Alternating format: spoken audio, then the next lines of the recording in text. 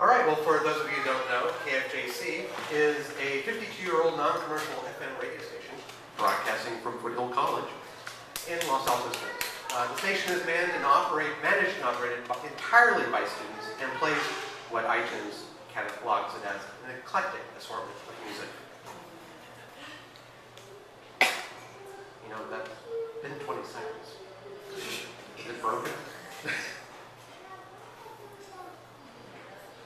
Oh, KFJC is primarily funded through listener contributions with some help from the school, which basically means facilities.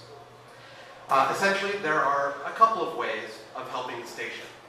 You can donate your hard-earned cash, or you can join the station by becoming a student of Foothill's radio program. Now, it doesn't matter whether or not you have any background in broadcasting. Everyone who wants to work at KFJC, whether you're Wolfman Jack or Jack Smith from down the street, must go through the introductory course called Radio 90A. Radio 90A is a 12-week course, even in the normally 6-week summer term. That means Wednesday evenings, and is taught by, not it, but by Zero Gravity, who is not only the head of the training department, but is also the Saturday 9 to midnight DJ. The Foothill course catalog describes Radio 90A like this: beginning scripting, voicing, and recording of information programming, introduction to news, public affairs, sports, and public service announcements, production, and department operations at the Foothill College FM station. Who the hell wrote that run-on sentence? They should be shot. Sorry. What you'll actually learn is how to listen to radio, produce for radio, lots of terminology, alphabetization. I'm sure you know how to alphabetize, but we do it differently. Relate the FCC to KFJC, distinguish between obscenity and indecency, use a microphone, breathe, do great segues, differentiate between underwriting and advertising, record and digitally edit audio, and so much more. These are some of the things you need: a 3-section spiral notebook, 5 to 10 recordable CDs, not to read writable ones because machines don't like them for some reason. And you'll be asked to purchase the training manual, which is a textbook for the class, and it's probably going to be the cheapest textbook you'll ever purchase. Now, halfway through the class, as you'd expect, is the midterm. Passing that midterm can make you eligible for the hands-on disc jockey training, which involves shadowing one of the regularly scheduled non-specialty jocks for an average of about 8 weeks.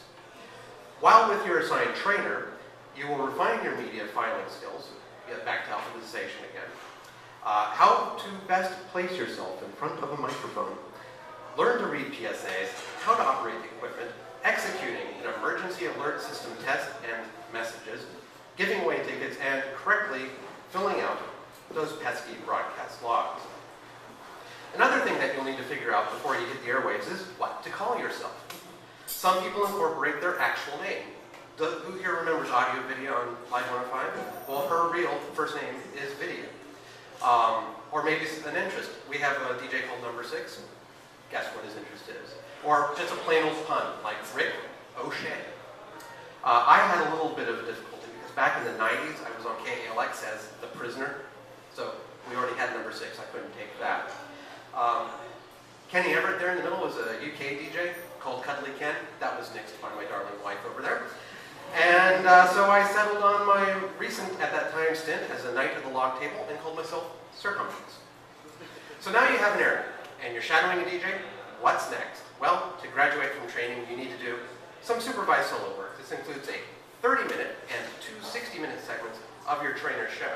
The last one will have the additional EAS test and ticket giveaway, which will then be submitted to the program director for approval. But once approved as a DJ training graduate, you need to do your own shows. But of course, we can't fling you out on the unsuspecting public in the daytime. We put you in the graveyard for 13 shows. But it's a good place to refine your technique and expand your repertoire in a consequence-free period of time. Yes, having to do the graveyards has been likened to doing hazing for fraternities. But as I said, the benefits are really that you get to refine your techniques. And you can accidentally play anything with any words in it because of safe harbor.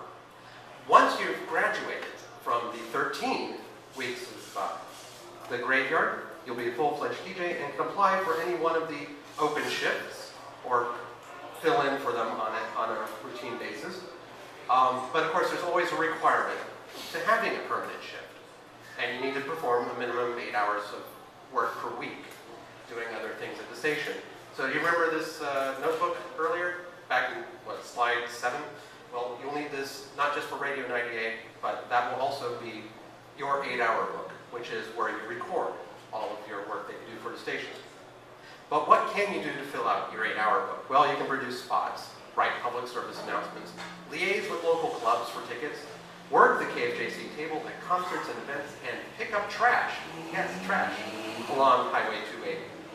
In fact, there are a lot of people who don't even do shows for the station anymore, but have very important roles maintaining the music library, our website, and our online broadcast stream. But they all had to start with Radio 98 and DJ training to have that all-important background knowledge. So, when can you start the process of becoming a KFJC disc jockey? Well, sadly, the fall term has already started. The winter 2010 term begins its registration at the beginning of December, with classes starting the week of January 9th. The more people who register, the more sound KFJC's place at Foothill is assured. Of course, if you don't have time to take the class and become a member of the KFJC staff, then I'll urge you to support it with a direct financial contribution of any affordable size. Thank you.